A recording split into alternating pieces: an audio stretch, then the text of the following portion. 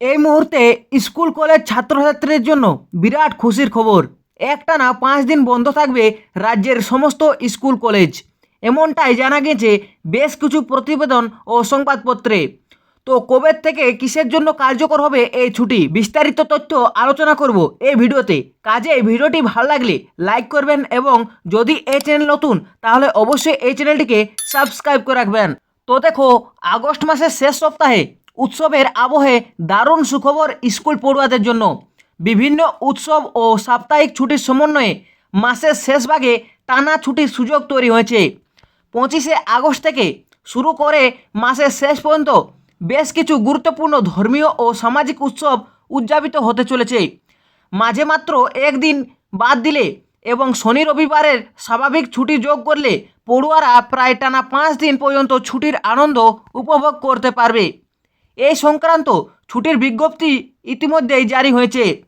আগস্টের শেষ সপ্তাহে মিলাদ উন নবী, ওনাম অথবা তিরুভুনাম, রাখি পূর্ণিমা এবং বড়লক্ষ্মী ব্রতর মতো একাধিক উৎসব পালিত হতে চলেছে।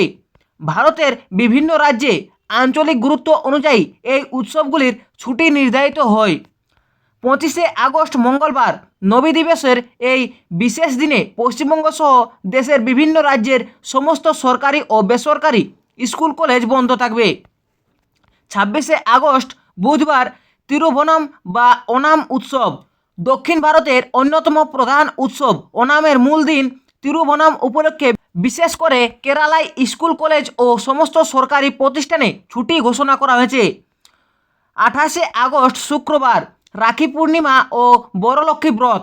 ভাই বোনের পবিত্র উৎসব রাখিবন্ধন উপলক্ষে পশ্চিমবঙ্গে সমস্ত সরকারি ও বেসরকারি স্কুল পুরোপুরি বন্ধ থাকবে। 29শে আগস্ট শনিবার ও 30শে আগস্ট রবিবার।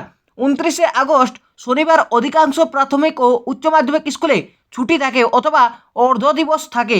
আর 30শে আগস্ট রবিবার নিয়মমাফিক দেশের সমস্ত সরকারি ও বেসরকারি শিক্ষা প্রতিষ্ঠান সম্পূর্ণ বন্ধ থাকে।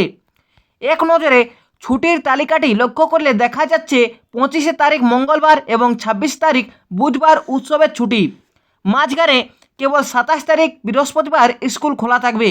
এরপর ফের 28 শুক্রবার রাখি পূর্ণিমার ছুটি এবং 29 ও 30 যথাক্রমে শনি ও রবিবার।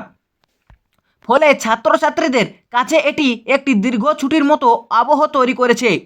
যে সমস্ত রাজ্যে স্থানীয়ভাবে অতিরিক্ত ছুটি মঞ্জুর হয় বা 27 বিশেষ কারণে বন্ধ থাকে সেখানে টানা 5 দিনের ছুটি উপভোগের সুযোগ মিলছে। বর্ষার শেষে উৎসবের এই মরশুমে পড়ুয়া থেকে শুরু করে অভিভাবক ও শিক্ষক শিক্ষিকাদের মধ্যেও আনন্দের পরিবেশ তৈরি হয়েছে।